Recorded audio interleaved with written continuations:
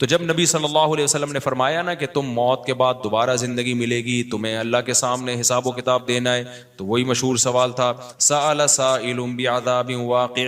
اللہ فرماتے ہیں یہ لوگ آپ سے پوچھتے ہیں وہ کب واقع ہوگا، جو عذاب واقع ہونے والا ہے اس کے بارے میں ایک سائل نے پوچھا. اللہ فرماتے ہیں واقع کب ہوگا یہ تو میں نہیں بتاؤں گا، میرا اصول ہی نہیں ہے کہ میں قیامت کا علم بتا دوں، لیکن اتنی بات ہے للکافرین لیس لہ دافع. جو بھی اللہ کا منکر ہے، اللہ کو نہیں مانتا، اللہ کے حکام کو فالو نہیں کرتا، جب وہ عذاب آئے گا تو دنیا کی کوئی طاقت اس عذاب سے ان کو بچا نہیں سکے گی. تعرج الملائکۃ والروح الیہ فی یوم کان مقدارہ 50,000 سنہ. 50,000 سال کا ایک دن ہوگا. کہیں 1,000 سال اللہ نے ذکر کیا میدان حشر کے بارے میں، کہیں 50,000 سال. تو علماء نے بیان کیا یہ لوگوں کے حالات کے حساب سے ہوگا. یہ ٹائم کے جو یونٹ ہے نا یہ ہر ایک کے حق میں مختلف ہوتے ہیں. دیکھو جب ہم پیدا ہوئے تو ہم کائنات کو بننے کے اربوں سال کے بعد پیدا ہوئے ہوں گے نا، تو کیا ہمیں انتظار کرنا پڑا؟ بولو نا کیا ہو گیا؟ اگر ہمیں اللہ انتظار کرواتا ابھی تم عالم ارواح میں ہو 1 ارب سال کے بعد تمہارا نمبر آئے گا، تو میں تو بوریت سے مر چکا ہوتا. کیا خیال ہے بھائی؟ جہاں فلائٹ 1 گھنٹہ لیٹ ہو جائے انتظار میں آدمی ٹینشن میں چلا جاتا ہے. لیکن ہم تو جب آئے تو ہمیں تو لگا کہ کائنات کی ابتدا آج سے ہو رہی ہے جب ہم نے ہوش سنبھالا. کیونکہ ہمارے وہ یونٹ جو تھے نا، جو وقت کی اکائیاں ہیں، وہ ہمارے حق میں اسٹارٹ ہی نہیں ہوئی تھی. تو اسی طرح مرنے کے بعد جو مردے کے لیے جو ٹائم کے یونٹ ہے نا وہ چینج ہوتے ہیں. ورنہ جو مردہ بیچارہ 20,000 سال پہلے دفن ہوا ہے وہ تو قبر میں کوئی عذاب نہ بھی ہو رہا، وہ تو پڑے پڑے ہی بور ہو گیا ہوگا کہ اللہ قیامت لے آ، میں تو ٹینشن میں آ گیا ہوں، 20,000 سال ہو گئے مجھے. تو اس کو تو ایسا نہیں لگے گا کہ 20,000 سال ہو گئے. وہ جب دوبارہ اس کو اللہ تعالیٰ اٹھائیں گے تو نیک لوگوں کو تو لگے گا ابھی ہم سوئے تھے اور ابھی ہمیں کسی نے آ کے اٹھا دیا. جیسے گہری نیند میں جب انسان سوتا ہے کئی گھنٹے بعض دفعہ سوتا ہے، کوئی آ کے اٹھائے تو اس کو لگے گا یار ابھی تو میں سویا تھا، ابھی آپ نے اٹھا دیا ہمیں. تو سوتے ہوئے آدمی کے ٹائم کے یونٹ الگ ہوتے ہیں، مرنے کے بعد کے ٹائم کے یونٹ الگ ہوتے ہیں، عالم ارواح کے الگ تھے. اور بعض تو یہ بھی میں نے سنا ہے کہ دوسرے سیارے پہ آپ چلے جائیں نا زمین کے علاوہ تو وہاں بھی ٹائم کے یونٹ چینج ہو جائیں گے. تو اسی طرح آخرت کے ٹائم کے یونٹ بالکل الگ ہے. ایک دن 50,000 سال کی دنیا کا جو 50,000 سال ہے نا وہ وہاں کا ایک دن ہوگا. کسی کے حق میں 1,000 سال، کسی کے حق میں 50,000 سال.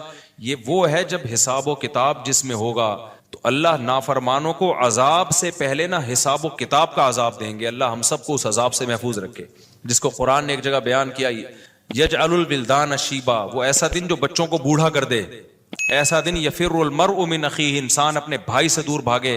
اس لیے بڑے بڑے اللہ والے وہ جہنم سے زیادہ پناہ مانگا کرتے تھے میدان حشر کی سختیوں سے. جہنم تو اس سے زیادہ سخت ہے لیکن میدان حشر کوئی کم چیز نہیں ہے، وہ کوئی کم عذاب نہیں ہے. تو اللہ فرماتے ہیں کہ 50,000 سال کے برابر ایک دن ہوگا. فاصبر صبرا جمیلا انہم یرونہ بعیدا. جب مشرک بار بار کہتے بھائی چھوڑو ابھی لے آؤ نا ابھی لے آؤ، تو نبی صلی اللہ علیہ وسلم کو پریشانی ہوتی کہ بھئی اللہ وقت بتاتا کیوں نہیں ہے، بتا دے تاکہ میری جان چھوڑیں یہ لوگ. تو اللہ نے پیغمبر صلی اللہ علیہ وسلم کو تسلی دی فاصبر صبرا جمیلا، اے نبی آپ صبر جمیل کریں. صبر جمیل وہ صبر ہے جس میں ذرا بھی شکایت نہ ہو. انہم یرونہ بعیدا، اے نبی یہ لوگ سمجھتے ہیں اس کے آنے میں بہت ٹائم ہے، لاکھوں کروڑوں سال ہیں. ونراہ قریبا، جبکہ ہم دیکھ رہے ہیں بس آنے والی ہے. کیوں؟ جب آپ مر گئے نا، ابھی دیکھو ہو سکتا ہے 1,000 سال باقی ہوں قیامت آنے میں، ہو سکتا ہے 20,000 سال باقی ہوں، لیکن ہمارے مرنے کے بعد ہمیں نہیں لگے گا 20,000 سال. ہمیں تو ایسا لگے گا ابھی ہم مرے تھے اور اتنی جلدی اللہ نے قیامت قائم کر لی. تو ہمیں تو اپنی موت کے حساب سے چلنا ہے بھائی. ہمیں کیا پتا کہ ہمیں کیا کرنا ہے اس سے کہ 50,000 سال بعد قیامت آئے یا 1 کروڑ سال بعد آئے. جب ہم مر گئے تو ہماری قیامت واقع ہو گئی ہے، ٹائم کے یونٹ ہمارے حق میں چینج ہو جائیں گے. تو اس لیے اللہ کہتے ہیں انہم یرونہ بعیدا، اے نبی یہ سمجھتے ہیں بہت بعد میں آئے گی قیامت. ونراہ قریبا، ہم تو دیکھ رہے ہیں کب ہے، بالکل قریب ہے، وہ زیادہ ٹائم نہیں ہے. یوم تکون السماء کالمہل، اللہ فرماتے ہیں جس دن آسمان تیل کی تلچھٹ کی طرح ہو جائے گا، ایسے پگھل جائے گا آسمان. اتنی بڑی تباہی آنے والی ہے اس کائنات پہ جس پہ ہم فخر کر رہے ہیں، اس یہاں کے شاپنگ سینٹروں پہ فخر کر رہے ہیں. میں بھی ایک پروگرام میں گیا نا اسلام آباد میں بڑا زبردست پروگرام تھا, بڑے بڑے تاجر آئے ہوئے تھے, تھوڑا سا موٹیویٹ کرنا تھا لوگوں کو تاکہ پیسہ کمائیں. تو یہ تو اچھی بات ہے, اسلام تو آپ کو بزنس کا پیسہ کمانے کا حکم دیتا ہے تاکہ ہم بھکاری پن سے نکلیں. بھکاری پن کو تو پسند نہیں کیا گیا نا, ایک شخص بھیک مانگتا ہے, نبی نے اس کو پسند نہیں کیا, تو پوری قوم پورا کنٹری بھکاری بن کے IMF کے سامنے کشکول لے کے کھڑا ہوا ہو تو ہمارے نبی اس کو پسند کریں گے کہ کوئی مسلمان قوم ہو اور قومی سطح پہ بھکاری بن چکی ہو؟ تو یہ علماء کی ذمہ داری ہے لوگوں کو پیسہ کمانے کی ترغیب دیں, بزنس کی طرف لے کر آئیں, یہ مذہبی ذمہ داری ہے. تو میرا اس میں کوئی کمیشن نہیں تھا, میں گیا, میں نے تقریر کی, لیکن ایک چیز کا مجھے اندازہ ہوا کہ یار ایک چیز یہاں پیدا ہو رہی ہے, پیسہ کمانے کے ساتھ پیسے کی محبت بھی آ رہی ہے. تو مجھے خیال ہوا میں اپنی اسپیچ میں ایک بات کہوں کہ آپ یہاں آئے ہیں, سارے ارب پتی کروڑ پتی تاجر ہیں, سب اپنے اپنے تجربے شیئر کر رہے ہیں کہ میں یہ کرتا تھا, آج میں نے اتنے روپے کما لیے, میں یہ کرتا, تاکہ لوگوں کو موٹیویشن ملے. اچھی بات ہے, بہت اچھا پروگرام تھا. تو مجھے خیال ہوا کہ ایک بات میں کہوں کہ ضرور, لیکن ایک چکر نا ہفتے میں ایک دفعہ قبرستان کا ضرور لگایا کرو تاکہ نیتیں ٹھیک ہو جائیں پیسہ کمانے سے. ایسا نہ ہو یہ پیسہ قارون بنا دے آپ کو. تو ایک دفعہ ایسا کیا کرو, جیسے یہ پروگرام ہو رہا ہے بڑا زبردست, لوگ آ رہے ہیں, ایوارڈ مل رہے ہیں, اور تو یہاں سے نکل کے, لیکن میں نے کہا نہیں, میں نے کہا یہ ان کے مینٹل لیول سے نا اوپر کی چیز, ہر چیز ہر جگہ کہنے کی نہیں ہوتی. یہ کہیں گے مفتی صاحب رنگ میں بھنگ ڈال کے چلے گئے. اچھا بھلا ہم دیکھ رہے تھے اتنے کروڑ پتی لوگوں کو سن کے ہمیں بھی خواب آ رہے تھے, کل ہمارے پاس لینڈ کروزر ہوگی, 4 شادیاں ہوں گی, اب پیسہ ہوگا زبردست, یہاں جائیں گے وہاں جائیں گے. یہ مولوی نے آ کے یہاں بھی کیا کر دیا, قبرستان کی باتیں شروع کر دی. تو وہ مناسب نہیں تھا, لیکن دل چاہ رہا تھا کہ میں ان سے کہوں اگلا پروگرام وہ بول دوں گا کہ بہت زبردست پیسہ کمائیں, ایک دفعہ جا کے قبر میں جو آپ سے پہلا کما کے چلے گئے ہیں نا پہلے کما کے, یہ یوٹیوبرز تو یہاں آ رہے ہیں, اپنا ایکسپیرینس شیئر کر رہے ہیں, میں ایسا کانٹینٹ بناتا ہوں اور میں ایسے محنت کرتا ہوں. اچھی بات ہے, مجھے بڑی خوشی ہو رہی تھی, تھوڑی سی امیدیں ہوئی کہ شاید پاکستان اب شاید اچھی سمت میں جانا شروع ہو جائے. تو مجھے ان پہ وہ کوئی نہیں, وہ تو بہت اچھا کر رہے تھے, بلکہ یہ تو ایک ظرف کے بڑے ہونے کی بات ہے کہ آپ بتائیں کہ میں نے پیسہ ایسا کمایا, ورنہ لوگ بتاتے کہاں ہیں. مجھے ان یوٹیوبرز میں خوشی ہو رہی تھی, وہ بتا رہے تھے ہم نے یہ کانٹینٹ بنایا, ہم نے ایسے چینل بنایا, اتنے پیسے کمائے. تو اچھی بات ہے, شیئر کرو یار تاکہ لوگوں کی غربت ختم ہو, وہ بھی کریں یہ کام. لیکن ساتھ ساتھ ایک بات, یہ پیسہ آپ کو سلیمان علیہ السلام جیسا بھی بنا سکتا ہے, اور قارون اور فرعون جیسا بھی, ابو بکر عثمان جیسا بھی بنا سکتا ہے, اور ابو جہل جیسا بھی بنا سکتا ہے. کیا خیال ہے, یہ سارے پیسے والے لوگ تھے نا. تو آپ پیسہ کما کے سلیمان علیہ السلام جیسے شکر گزار بن جاؤ, عثمان ابن عفان جیسے غنی بن جاؤ, عبد الرحمن بن عوف جیسے بن جاؤ.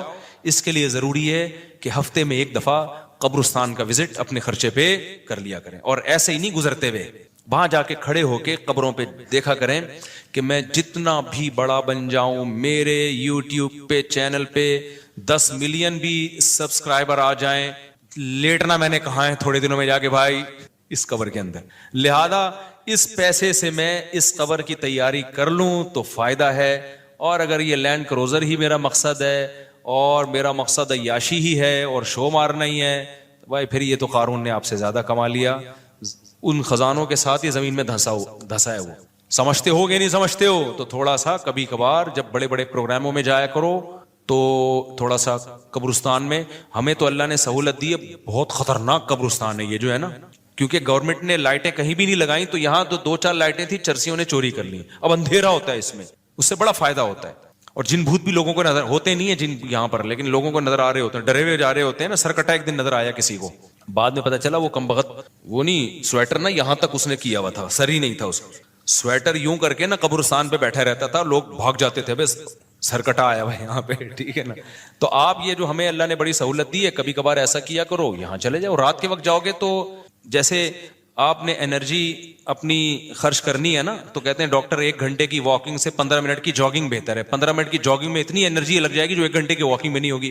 تو دن میں قبرستان 100 دفعہ جانے سے بہتر ہے رات میں 2:30 بجے 1 دفعہ چلے جاؤ. بس رات میں 2:30 بجے 1 دفعہ چلے جاؤ, اور وہاں جا کے بیٹھو, بیٹا آنا کہاں ہے, یہی آنا. اور یہ جو لیٹے ہوئے ہیں نا, یہ سارے غریب نہیں تھے, ٹھیک ہے نا.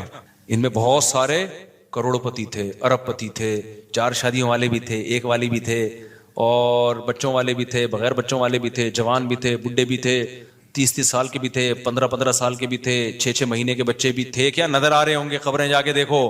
کل ہوس اس طرح سے ترغیب دیتی تھی مجھے, وہ ایک شاعر نے بڑا شعر کہا ہے کہ مجھے ہوس جو ہے نا وہ ترغیب دیتی تھی. ہوس نہیں ہوتی پیسوں کی دولت کی کہ یہ سکندر ہے, ہاں وہ کہ جو ہے نا, مجھے پورا شعر یاد نہیں, 20 سال ہو گئے سنے ہوئے اس کو. اس کا خلاصہ بتا رہا ہوں کہ ہوس مجھے ترغیب دیتی تھی کہ بھائی پیسہ کماؤ پھر یہ عیاشی اور اتنی عزت اور ایسا کچھ ہوگا اور بڑے مزے ہوں گے نا، اور نائٹ کلب جائیں گے، شرابیں پیئیں گے اور یہ کچھ کریں گے. کہہ رہے ہیں ایک دن کیا ہوا، مجھے جو ہے قبرستان سے میرا گزرنا ہوا، تو مجھے جو ہے نا میری ہوس نے جو ہے نا مجھے 2-4 قبریں دکھائیں اور کہا یہ سکندر ہے، یہ دارا ہے، یہ کیکاؤس ہے. یہ سکندر اعظم کی قبر ہے، لاکھوں باندیاں تھیں اس کے پاس. آپ تو 2-4 گرل فرینڈ پہ فخر کر رہے ہو، گرل فرینڈ نہیں لاکھوں باندیاں. گرل فرینڈ آپ کے تابع نہیں ہوتی، باندی تو جیسے آپ بولو گے بھائی جو کام آپ اس کے ذمہ لگاؤ گے وہ بھاگ نہیں سکتی، نوکر ہے آپ کی. تو اتنی بڑی بڑی دنیا انہوں نے روئے زمین پہ حکومتیں کی ہیں. آج قبروں کے اندر یہ دارا ہے، یہ کیکاؤس ہے، یہ سکندر اعظم ہے. بڑے بڑے بادشاہوں کی قبریں آپ کو نظر آئیں گی پڑے ہوئے اندر. اب نئے زمانے میں شعر کو ہم یوں چینج کر دیں گے، یہ 10 ملین والا ہے سبسکرائبر تھے، یہ 20 ملین والا، یہ 50 ملین والا. ایک ایک کلپ بعض ایسے مشہور ہو جاتے ہیں، کھجا بھی رہے ہوں گے نا، بس یہ اپنی کھجانے کی ویڈیو ڈال دیں یوٹیوب پہ، لاکھوں روپے کما لیتے ہیں بیٹھے بیٹھے. بعض ایسے مشہور ہو گئے کچھ بھی نہیں کرے نا، بس وہ کہے کہ ناڑا باندھتے ہوئے دکھا دیں، میں ناڑا باندھ رہا ہوں، میں ناڑا ایسے ٹائٹ کرتا ہوں، زار بند ایسے ٹائٹ کرتا ہوں. اتنے مشہور ہو گئے ہیں وہ، بس لوگ دیکھنا چاہتے ہیں. لوگ پتہ نہیں کیا ہو گیا ابھی. اللہ جانے. وقار زکا نے کل ایک بڑی اچھی ویڈیو وائرل کی ہے یوٹیوبرز کے بارے میں، کہ اب میں وہ یوٹیوبرز کی وہ ویڈیو پہ جو اس نے کمنٹس کیا وہ تو نہیں بتاؤں گا کیونکہ اس پہ وہ اس کا نام لینا کسی کا ٹھیک نہیں ہے. اس نے کہا یار یہ عجیب ولاگر عجیب ٹائپ کے آ رہے ہیں، کچھ بھی کر لو، کچھ بھی کر لو، ملین ایک ایک دن میں 1-1 ملین ان کے ویوز ہو جاتے ہیں. تو انہوں نے کہا یہ ان ولاگرز کا قصور نہیں، یہ قوم کا قصور ہے. اس نے بڑی اچھی بات کی. اس نے کہا یہ قوم کدھر کو جا رہی ہے بھائی؟ واش روم میں بیٹھا ہوا بندہ دکھا رہا ہے، دیکھیں آدھا اوپر والا دکھا رہا ہے. میں کہتا ہوں اگر وہ نیچے والا پورشن دکھا دے نا، یوٹیوب چینل بند کر دے گا، بولے گا بھائی اتنے سبسکرائبر اتنا کراؤڈ ہم برداشت نہیں کر سکتے، ڈی مونیٹائز کر دے گا یار. کہے گا بھائی یہ ہمارے بس میں اب. تو لوگوں کی نیچر دیکھو یار، کچھ بھی جو مشہور ہو جاتے ہیں ایک دفعہ مشہور ہو گئے نا، بس اب کچھ بھی کریں گے. گالی دے رہے ہیں، وہ ویڈیو آ گئی، کھجا رہے ہیں، لوگ دیکھ رہے ہیں کیسے کھجاتے ہیں. یہ تو لوگ عجیب ہیں. بہرحال جو ہو رہا ہے میں تو مارکیٹ میں وہی بتاؤں گا نا آپ کو. تو اب جو سوشل میڈیا سے وابستہ لوگ ہیں جن کے ٹک ٹاک پہ چینل، یوٹیوب پہ چینل، ان کے ہاں کامیابی کیا ہے؟ 4 ملین ہو گئے، 10 ملین ہو گئے، 50 ملین ہو گئے. تو ایک ویڈیو اتنی محنت سے بناتا ہے، 4 آدمی تجھے ملتے نہیں ہیں، اور میں کھجاتا بھی ہوں نا سر کو تو اتنے ویوز آ جاتے ہیں. تو کل یہ شعر چینج ہوگا. یہ سکندر ہے، یہ دار ہے قبروں میں نا، تو کہیں گے یہ 10 ملین والا ہے، یہ 20 ملین والا. یہ ناڑا باندھتے ہوئے ایک دفعہ ویڈیو ڈالی تھی اس نے اور 20 ملین ایسے ہو گئے تھے. تو یہ سب آئے گا مارکیٹ میں. تو اس لیے میرا دل چاہتا ہے کہ میں ان لوگوں سے، میرا اس پروگرام میں دل چاہ رہا تھا ایک دفعہ بولوں کہ آپ تمام حضرات سے گزارش ہے، بہت اچھا پروگرام ہے اور اللہ کرے اور پیسہ آئے اور یہ لوگ اپنے تجربوں کو شیئر کریں، لیکن کائنڈلی تھوڑا سا قبرستان بھی، ہمارے نبی نے پیسہ کمانے کی ترغیب دی ہے، ساتھ ساتھ قبرستان جانے کی بھی ترغیب دی ہے. صحیح بخاری کی حدیث ہے، کنت نہیتکم عن زیارت القبور فزوروها فانها تذکر الاخرہ. نبی نے فرمایا میں نے تمہیں قبرستان جانے سے منع کیا تھا کیونکہ بدعتیں ہو رہی تھیں، شرک پھیل رہا تھا، لیکن اب توحید قائم ہو گئی ہے، شرک کا خطرہ ختم ہو گیا.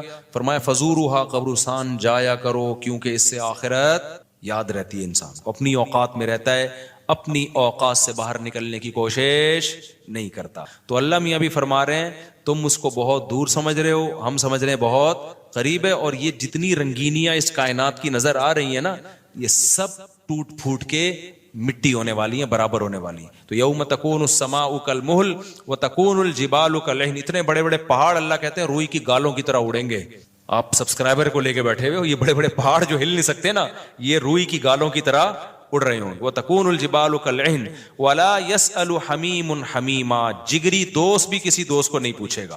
تو اگلے ہفتے انشاءاللہ یہاں سے میں آگے سے شروع کروں گا تاکہ یہ صورت ہماری ختم بھی ہو. اللہ تعالی ہمیں موت سے پہلے نا تیاری کی توفیق عطا فرما دے. دنیا کماؤ ضرور بھائی، اتنا فری نہ کراؤ جتنا ہم دنیا کو فری کرا رہے ہیں، اتنا کراؤ جتنا یہاں پر رہنا ہے. اللہ تعالیٰ سمجھنے کی عمل کی توفیق عطا فرمائے.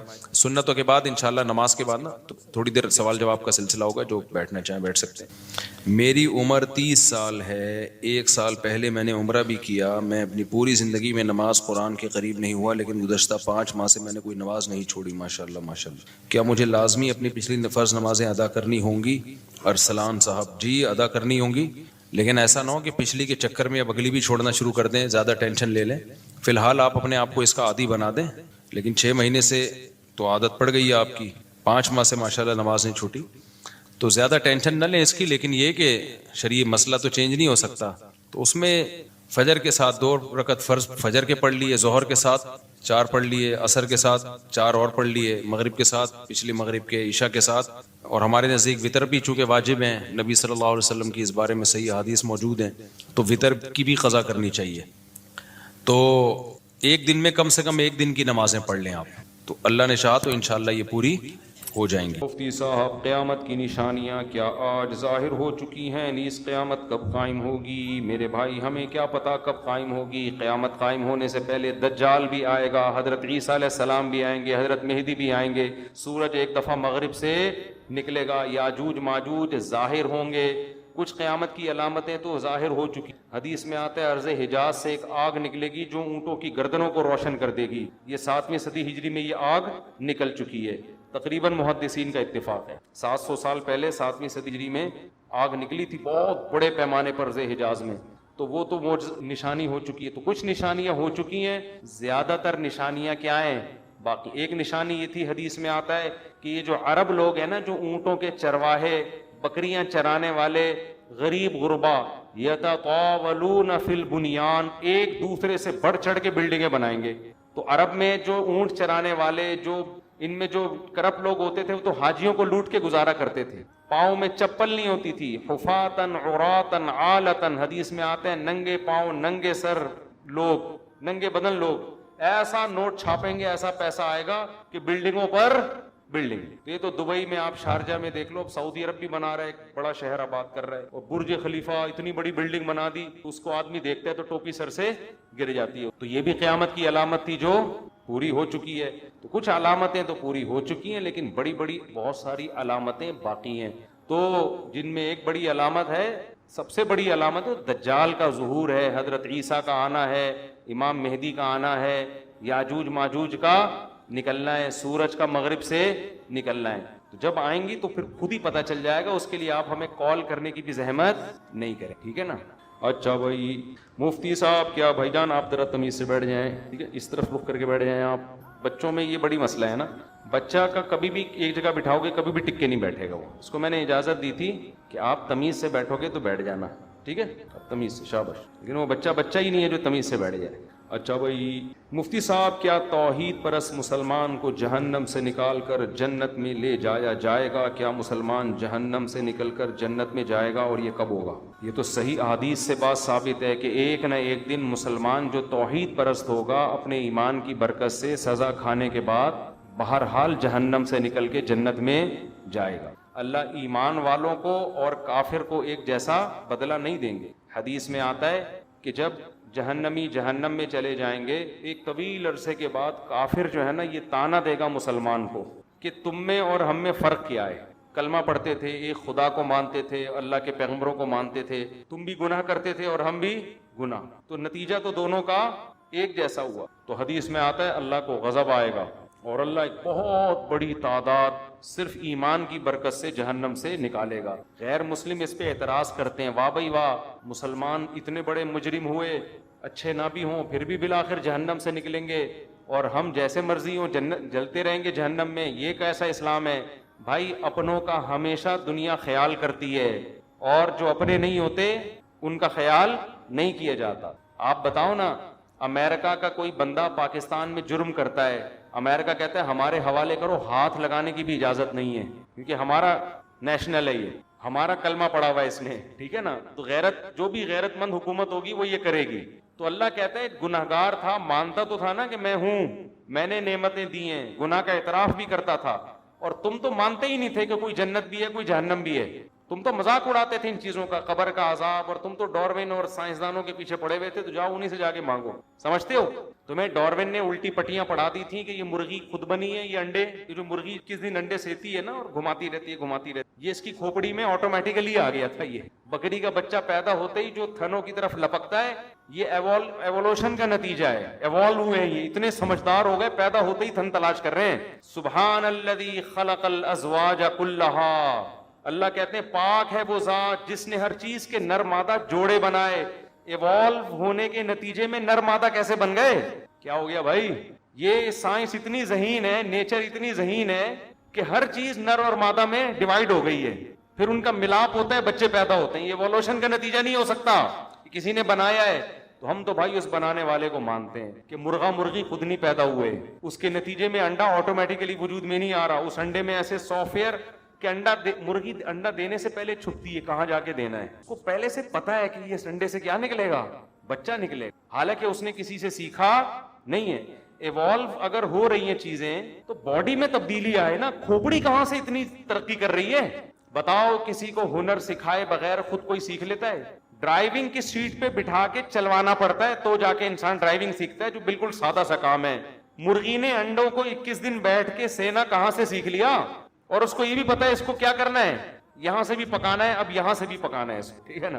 اور ایسے قربانیاں دے کے بچے نکالتی ہے, پھر ایسے پھر دانا توڑ توڑ کے ان کے منہ میں ڈال رہی ہے. پہلے ان کو کھلاتی ہے پھر خود کھاتی. یہ سب چیزیں ایوولوشن کا نتیجہ نہیں ہے, ایوالو ہوا ہے سب کچھ. اللہ کہے گا جاؤ اس فطرت سے ہی اپنا بدلہ لو. ڈاروین تمہارا باپ, وہ تمہیں بتائے گا جنت کیا ہے اور جہنم. جو اللہ کو مانتے تھے کہ یہ سب کسی کا پیدا کردہ ہے, اللہ کہے گا آج جنت انہی کے لیے, ان کے علاوہ کسی اور کے لیے نہیں ہے. جتنا اچھا عمل کر لو, جنت بنائی اللہ نے ہے, تو تم نہیں مانو گے تو وہ پہلی شرط ہی نہیں پائی جاتی. آپ کی شہری ہیں, بہت اچھے طریقے سے رہ رہے ہیں, آپ سعودی عرب میں رہ رہے ہیں, قانون کو فالو کر رہے ہیں, ریڈ پہ رک رہے ہیں, دین پہ چل رہے ہیں, بادشاہ کے حق میں تقریریں کر رہے ہیں. شرطے نے بولا تمہارے پاس اقامہ ہے یہاں رہنے کا؟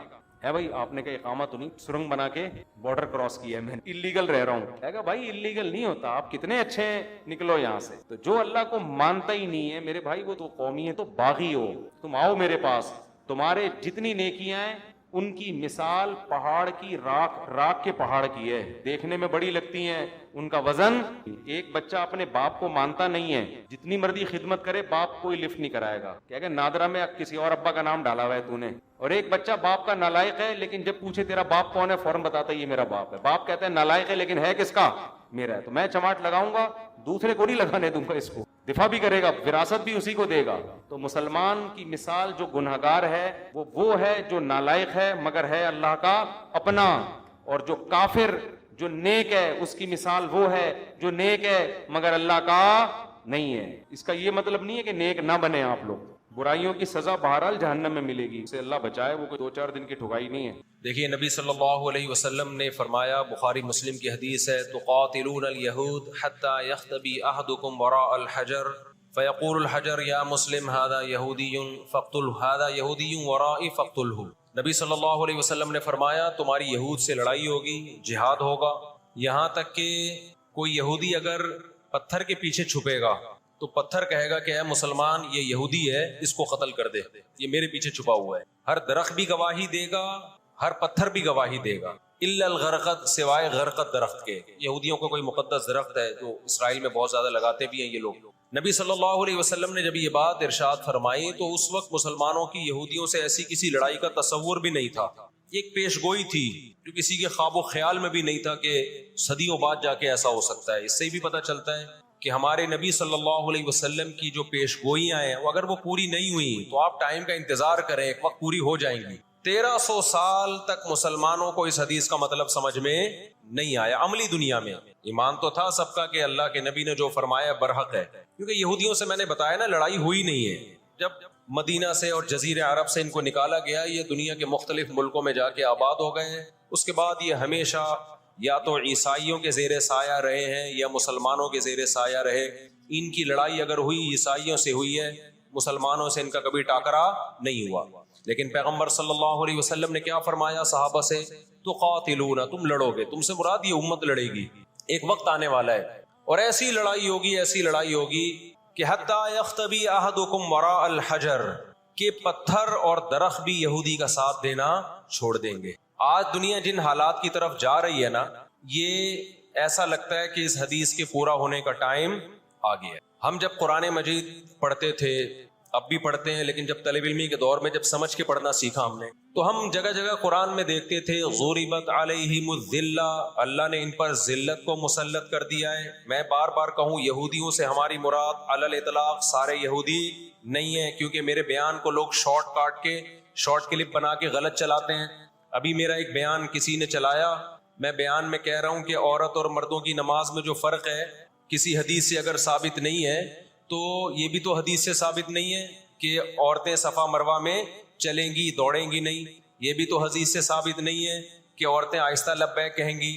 آگے میں نے پوری ڈیٹیل میں بات کی ہے. کسی نے میرا اتنا سا کلپ چلا دیا اور جواب میں کسی دوسرے کا کلپ چلا دیا کہ دیکھو فلاں فلاں حدیث تو ہے, فلاں حدیث تو ہے جس میں آتا ہے عورتیں صفا مروہ پہ چلیں گی. حالانکہ میں ان حدیثوں کا جواب اس کلپ میں دے چکا ہوں. نمبر 1 وہ مرفوع حدیثیں نہیں ہیں, نمبر 2 وہ صحیح روایتیں نہیں ہیں, من گڑت ہیں, یا تو بہت درجے کی ضعیف ہیں, اس قابل نہیں ہے کہ ان کو دلیل کے طور پہ پیش کیا جائے. لیکن شرارتی نے میرا آدھا کلپ چلایا اور دوسرے اسکالر کا میرے مقابلے میں لگا دیا. نیچے لوگ کہہ رہے ہیں مفتی کو حدیثوں کا نہیں پتا اور ان صاحب کو حدیثوں کا پتا ہے. تو آپ کر لیں جو مرضی کرنا ہے, قیامت میں اللہ حساب و کتاب لے لے گا. تو میرے کلپ لوگ ادھورے چلاتے ہیں. ہمیں اللہ کا شکر ہے, ان لوگ, ہم نہیں کہہ رہے ہم بہت بڑے فنٹر ہیں, یہ جو آج کل کے یوٹیوبرز آ رہے ہیں نا, جو نئے نئے اسکالرز آ رہے ہیں, ان سے قرآن کا بھی الحمدللہ زیادہ پتا ہے, حدیثوں کا بھی ان سے الحمدللہ زیادہ پتا ہے. ہم نے جن استاذوں سے حدیثیں پڑھی ہیں نا, ان کے 20-20 سال کے تجربے ہیں حدیث پڑھانے کے, اور وہ اردو میں نہیں پڑھاتے, وہ عربی میں پڑھتے ہیں, عربی میں پڑھاتے ہیں, اور اسماء الرجال کے بڑے بڑے علامے ہیں. سمجھتے ہو کہ نہیں سمجھتے؟ اور میں نے تو دور حدیث جو کیا ہے نا, دور حدیث ہم نے تو الگ ہی سٹائل میں کیا ہے. ہم پر تو پابندی تھی کہ جب حدیث کا سبق ہوگا تو ہم نے خود عربی کتابیں دیکھ کر, عربی شروحات دیکھ کر لیکچر کو تیار کرنا ہے. سند بھی خود پڑھنی ہے, سند کی بحث بھی, اور پوری بحث بھی خود ہی تیار کرنی ہے. تو اس سٹائل میں جب انسان حدیث پڑھتا ہے تو اس کی استعداد اور زیادہ بڑھ جاتی ہے. آج کل کے جو نئے نئے اسکالر آ رہے ہیں, ان سے کہو کہ بغیر زبر زیر پیش کے نا حدیث کی ایک سند پڑھ کے دکھا دیں, مفہوم تو اگلی چیز ہے. تبھی ہم کہتے ہیں سامنے بیٹھ کے جو مسائل حل ہوتے ہیں نا, وہ یوٹیوب پہ کلپ بازیوں سے نہیں ہوتے. ان سامنے بیٹھتے نہیں ہیں لوگ. میرے 3 دنیا میں مناظرے ہوئے ہیں, 3, اور تینوں میں الحمدللہ اللہ نے مجھے فتح دی ہے. 3 ابھی چونکہ موضوع اسرائیل کا چل رہا ہے, یہ مناظروں کی بحث کرنا مناسب نہیں ہے, وہ میں پھر کسی اور وقت بتاؤں گا. لیکن مناظرے کچھ اصول اور ضابطے کے تحت ہوتے ہیں تو ہوگا.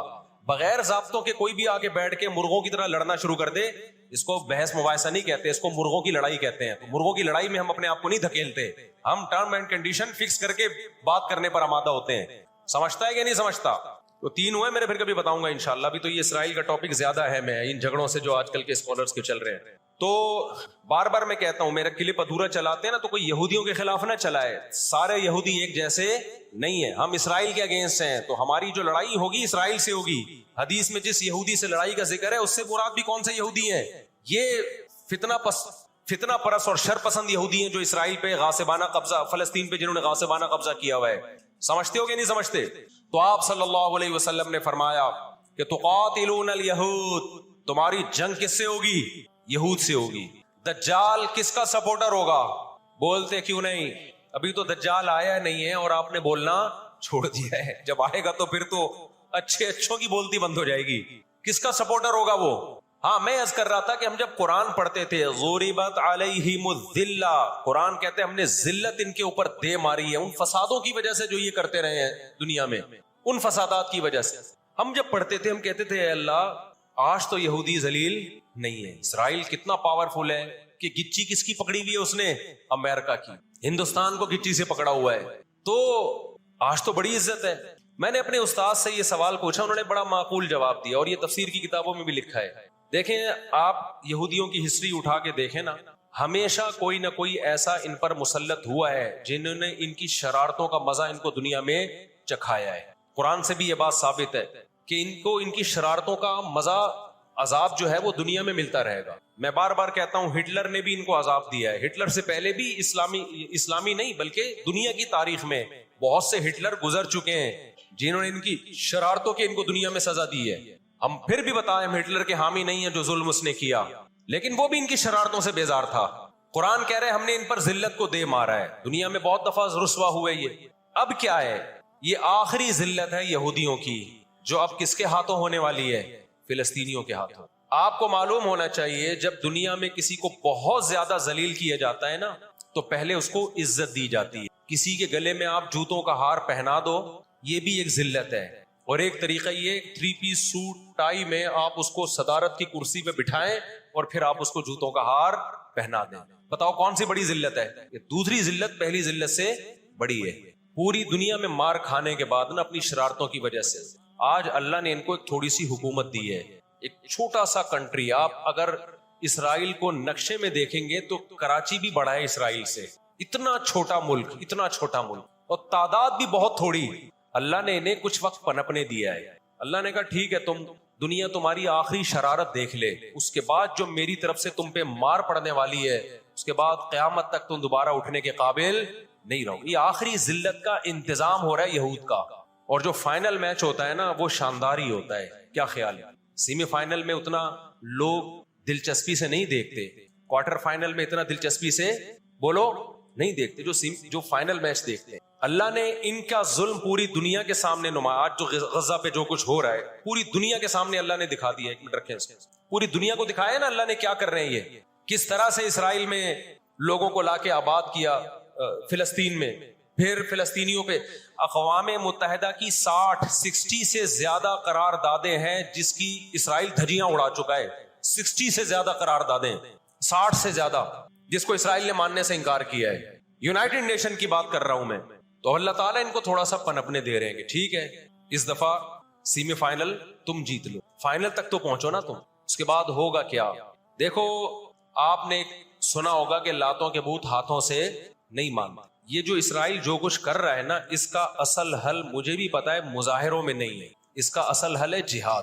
اس کا اصل حل کیا ہے جو کہ فلسطینی کر رہے ہیں.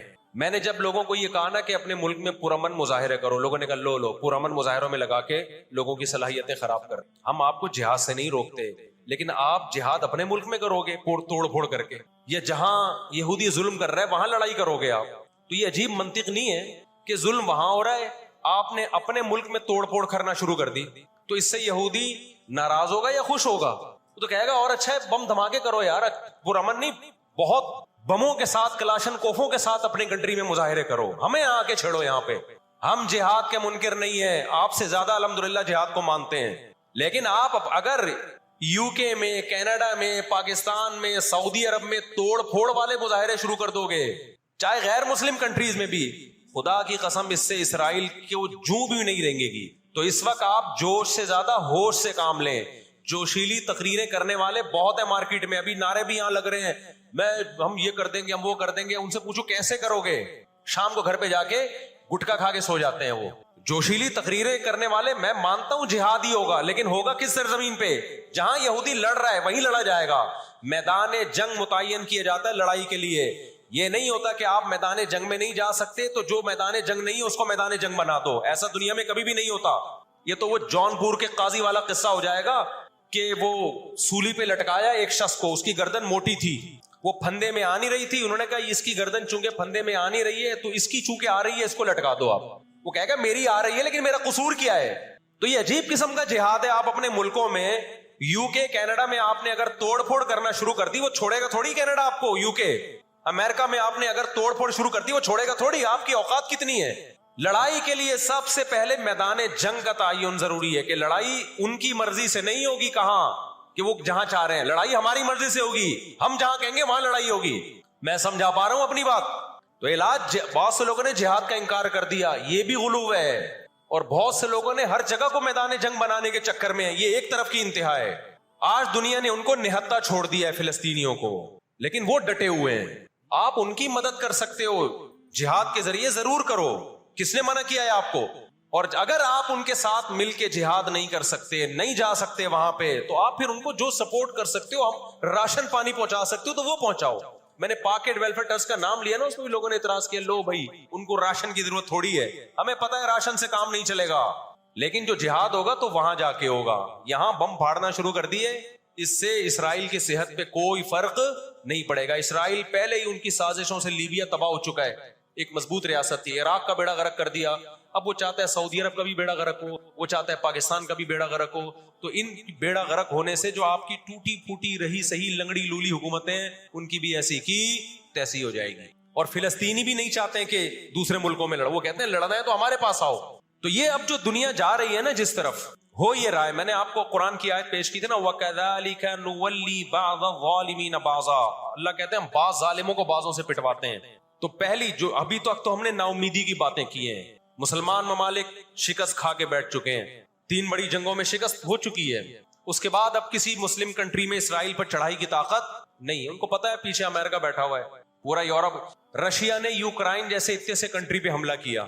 آپ نقشے میں دیکھیں یوکرائن اتنا سا ہے، رشیا کیا ہے، یوں اگر وہ پاؤں بھی رکھ دینا تو کچل دے. لیکن جیت گیا کیا وہ جنگ؟ بولتے کیوں نہیں؟ کیوں؟ یوکرائن اتنا سا ہے مگر اس کے پیچھے کون ہے؟ پورا یورپ ہے، پورا یورپ اس کے پیچھے. یہ جنگ طول پکڑتی جا رہی ہے. رشیا اب تک یوکرائن کو کنٹرول میں نہیں لے سکتا، اور مجھے تو ایسا لگتا ہے، میں کوئی یقینی رپورٹ نہیں ہے، شاید اس جنگ کے پیچھے بھی اسرائیل کی سازش. ان کو پتا تھا کہ ایک ہمارا دشمن ہے سوویت یونین، روس. جب 1956 میں جنگ ہوئی ہے نا، برطانیہ، فرانس اور اسرائیل نے مل کے حملہ کیا تھا مصر پہ، تو دھمکی کس نے دی تھی؟ روس کی دھمکی سے پیچھے ہٹے. روس نے کہا تھا نیوکلیئر اٹیک کروں گا میں، وہ پیچھے ہٹ گئے. روس مسلمانوں کی خیر خواہی میں نہیں کر رہا تھا. روس کو یہ تھا کہ جب دنیا کا باپ میں بننا چاہتا ہوں تو تم دنیا کے باپ بننے کی کوشش کیوں کر رہے ہو؟ اگر یہ باپ بن گئے تو اس کو پتا تھا ہماری چودراہٹ ختم ہو جائے گی. تو اللہ ایک ظالم کو دوسرے ظالم سے پٹواتے ہیں. تو آج بھی رشیا، چائنا وہ اسرائیل کے حق میں نہیں. عین ممکن ہے اللہ مظلوموں کی آواز سے ایسے حالات پیدا کر دے کہ اس جنگ میں براہ راست کون کود پڑے؟ سوویت یونین کود پڑے. اور اگر سوویت یونین اس جنگ میں کود پڑا جس کے پورے چانس لگ رہے ہیں، تو پھر یہ تیسری جنگ عظیم کی طرف معاملہ جائے گا، اور اس کے ذمہ دار مسلمان یا فلسطین نہیں ہوں گے. اس کے ذمہ دار ناجائز اسرائیل ہے، جس نے ناجائز قبضہ فلسطین پہ کیا ہے. اور پھر دنیا میں جو تباہی ہوگی نا، تباہی ہوگی، وہ میرے اور آپ کے تصور سے بھی زیادہ ہے. کیونکہ اب تلواروں سے یا صرف ہوائی جہازوں سے جنگ نہیں ہوتی، اب سب کے پاس نیوکلیئر ہتھیار ہے، اب ایٹم بم چلیں گے. آج اگر دنیا انسانیت پہ رحم کھانا چاہتی ہے، آج اگر امریکہ، برطانیہ، جرمنی، فرانس جو دنیا کے لیڈر کہلائے جاتے ہیں، آج اگر یہ چاہتے ہیں کہ انسانیت کو تباہی سے بچائیں، تو ان کو فلسطینیوں کا ہاتھ نہیں روکنا. ان کو کس کا ہاتھ روکنا ہے؟ جو اصل ظالم ہے نا یہودی، اس کا ہاتھ روکنا ہے. فلسطینیوں کے پاس اپنے دفاع کا پورا اخلاقی حق بھی ہے، مذہبی حق بھی ہے، قانونی حق بھی ہے.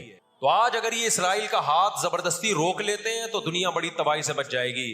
اور اگر یہ دنیا اسرائیل کا ہاتھ نہیں روکتی اور اس جنگ کو بند کرنے کی کوشش نہیں کرتی، تو بھائی جو تیسری جنگ کی طرف معاملات جا رہے ہیں، اس کے ذمہ دار یہ لوگ ہوں گے جو دنیا میں تہذیب کے ٹھیکیدار ہیں.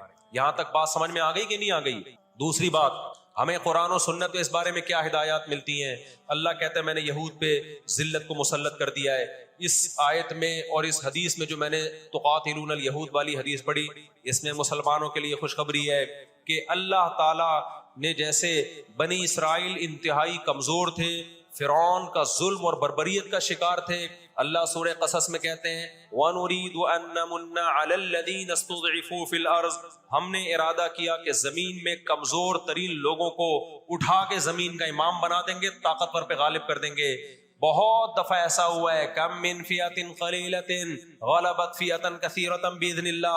اللہ کہتے ہیں دنیا کے نقشوں میں جو غالب ہوتا ہے، جس کی فتح اسباب کی دنیا میں یقینی ہوتی ہے، میں بہت تھوڑی سی جماعت کو طاقتور بنا کے دنیا کا امام بنا دیتا ہوں.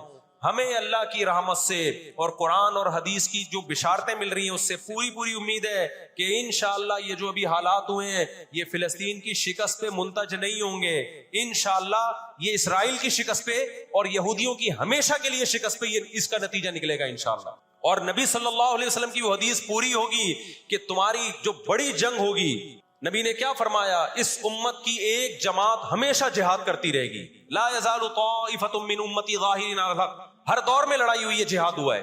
آپ اس ہسٹری اٹھا کے دیکھ، کہیں نہ کہیں جہاد ہمیشہ ہوتا رہا ہے. تو آج بھی ایسا ہوگا. اور بالآخر یہ معاملات اگر بین الاقوامی دنیا نے کنٹرول نہیں کیے تو نبی صلی اللہ علیہ وسلم کی پیش گوئیاں انشاءاللہ بہت جلد پوری ہونے والی ہیں. اور یہ جو ان کو عزت ملی ہے نا، یہ اصل میں بہت بڑی ذلت کی تمہید ہے. جب کسی کی بہت بڑی بےزتی کرنی ہوتی ہے تو اس کو پہلے بہت زیادہ عزت دینی پڑتی. میں اکثر ایک واقعہ سناتا ہوں. ایک آدمی گیا کسی محلے میں، آ کے کہنے لگا اللہ کا شکر ہے اس علاقے میں میری عزت نہیں ہے. لوگوں نے اس میں شکر ادا کرنے کی کیا بات ہے؟ اس نے کہا اگر عزت ہوتی تو آج میری بہت زیادہ بےزتی ہو جانی، آج میں نے ایسا کام کیا کہ میری بہت زیادہ بےزتی ہو جاتی. یہ ایک بہت بڑی ذلت کا پیش خیمہ. ہماری ذمہ داری ہے کہ ہم ان کے لیے دعا بھی کریں، اپنے ملک میں ہم پرامن احتجاج بھی کریں. غیر مسلم ریاستوں میں بھی احتجاج کی اجازت ہے، یہاں ہم نے پرامن ہی کرنا ہے. یہاں توڑ پھوڑ سے کوئی فائدہ ہونے والا نہیں ہے. جوش میں ہوش نہ چھوڑ دیں. آپ یو کے میں پابندی لگائی کہ آپ فلسطینیوں کا جھنڈا نہیں لہرا سکتے، لوگوں نے لہرانا شروع کر دیا. اس کا نتیجہ کیا نکلا؟ فلسطین آزاد ہو گیا. اس سے جنہوں نے لہرایا ان کو گورنمنٹ اٹھا کے لے گئی. تو تھوڑے بہت لوگ جو کچھ غیرت جن میں تھی وہ بھی اپنے آپ کو ہاتھ پاؤں کٹوا رہے ہیں اگر، تو فلسطینیوں کے لیے پھر احتجاج کرنے والا، آواز اٹھانے والا دنیا میں کون ہوگا؟ تو جو میدان جنگ ہے وہی میدان جنگ ہے. اور جو میدان جنگ نہیں ہے اس کو میدان جنگ بنانے کی کوشش نہ کرو. یہودی چاہتا ہے پوری دنیا میدان جنگ بن جائے, اسرائیل میں امن ہو جائے تاکہ میں بادشاہی کروں دنیا پہ. ہم چاہتے ہیں نہ, جو میدان جنگ آپ نے جس جگہ کو رکھا ہے ہم جنگ وہاں سے ہٹنے نہیں دیں گے, وہیں میدان جنگ ہوگا, وہی جگہ میدان جنگ بنے گی. اور آپ نے اپنی حکومتوں پہ دباؤ ڈالنا ہے, حکومتوں پہ پریشر. دیکھو اردن میں جب احتجاج ہوا ہے, اردن کا بادشاہ نے آ کے اسرائیل کے خلاف بیان دیا ہے. لوگ سمجھتے ہیں ان احتجاجوں سے کیا ہوگا, ان پرامن مظاہروں سے کیا ہوگا. ایسا نہیں ہے, ان پرامن مظاہروں سے حکومتوں پہ دباؤ پڑتا ہے. آپ جو کر سکتے ہیں وہ تو کریں نا, آپ جو کر سکتے ہیں وہ تو کریں.